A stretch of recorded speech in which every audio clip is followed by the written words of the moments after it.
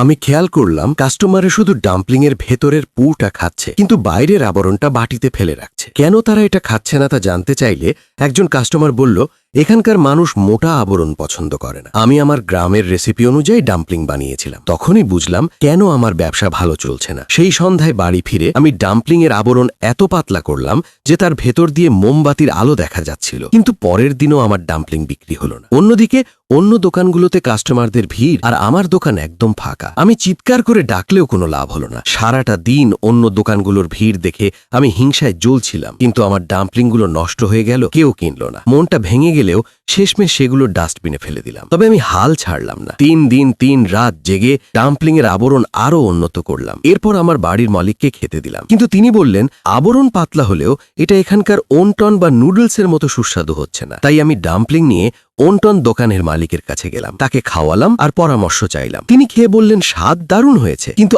আবরণ ওনটনের মতো পাতলা করতে হলে লাই ওয়াটার মেশাতে হবে। বাড়িতে চেষ্টা করলাম, কিন্তু ডাম্পলিংগুলো তেতো হয়ে আসল স্বাদটাই হারিয়ে ফেলল। যখন হাল ছেড়ে দেব ভাবছি, তখন বাটিতে রাখা লবণ দেখে হঠাৎ একটা বুদ্ধি এলো। আমি ময়দায় সামান্য লবণ মিশিয়ে দিলাম, এতে লাই ওয়াটার ময়দার সাথে ভালোভাবে মিশে গেল। এবার আমি সফল হলাম। নতুন ডাম্পলিং নিয়ে দোকান খুলতেই কাস্টমারদের নজর কাড়ল। খুব দ্রুত সব ডাম্পলিং বিক্রি হয়ে গেল। সবাই বলল স্বাদটা দারুণ হয়েছে। তাদের প্রশংসা শুনে আমার মুখে হাসি ফুটল। এরপর থেকে আমার ব্যবসা দিন দিন ভালো হতে লাগলো। একা সামলাতে না পেরে আমার মেয়েকে সাহায্য করতে ডাকলাম, কিন্তু হঠাৎ কিছু গুন্ডা আমার উপর নজর দিল। তারা শুধু আমার কাছে চাঁদা চাইল না, আমার মেয়েকেও নিয়ে যেতে চাইল। আমার মেয়েই তো আমার সব। সেই মুহূর্তে আমি নিজেকে ধরে রাখতে পারলাম না। একটা বড় বটি হাতে তুলে নিলাম, 2 মেয়েকে পেছনে আগলে রেখে তাদের সাথে লড়াই করার প্রস্তুতি নিলাম। আমার এই রূপ দেখে গুন্ডাদের সর্দার থমকে গেল। আমার এই কাজটা তার ছোটবেলার স্মৃতি মনে করিয়ে দিল, যখন তার মা ঠিক এভাবেই তাকে আগলে রাখত। আমার সাহস তাকে ছুঁয়ে গেল। সে এক বাটি ডাম্পলিং অর্ডার করল। যদিও আমার ইচ্ছে ছিল না,